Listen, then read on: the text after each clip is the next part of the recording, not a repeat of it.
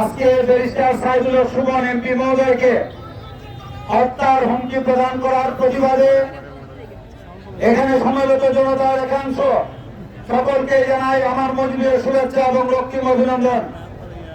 আমি বেশি কিছু বলতে চাই না, শুধু আমাদের মাননীয় প্রধানমন্ত্রী জননেত্রী শেখ হাসিনার কাছে আকুল আবেদন।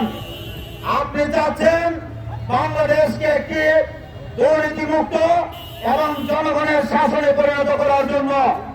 আমরা বিশ্বাস করি আপনার মন মানসিকতা বাংলাদেশকে এগিয়ে নেওয়ার, কিন্তু বাংলাদেশের কিছু মানুষের কারণে উল্টো পথে হাঁটছে। আমরা কি দেখতে পাই আমাদের গরিব মেহনতি খেটে খাওয়া কৃষক যেখানে ব্যাংক থেকে ৫,০০০ টাকা আনলে তাদেরকে পুলিশ হাত করা পরিয়ে থানায় নিয়ে যায় এবং জেল হাজতে প্রেরণ করে।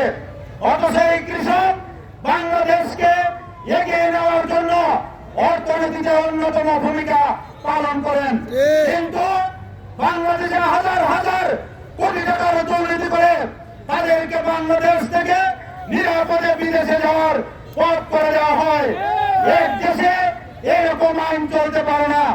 আমরা মাননীয় প্রধানমন্ত্রী আপনার কাছে আকুল আবেদন, ৭১ যেমন সাধারণ মানুষ দুর্নীতিবাজ পাকিস্তানের বিরুদ্ধে যুদ্ধে ঝাঁপিয়ে পড়ে বাংলাদেশকে একটি স্বাধীনতা দিয়েছিল, তেমনি ভাবে আমাদের খেটে খাওয়া মানুষদের একমাত্র প্রশাসন দুর্নীতিবাজদের আতঙ্ক ব্যারিস্টার সাইদুল হক সুমনের জন্য আজকে এই জনতা আবারও ৭১ মুক্তিযুদ্ধের মতো বাংলাদেশের মানুষ ঝাঁপিয়ে পড়বে এবং সুমন ভাইকে রক্ষা করবে।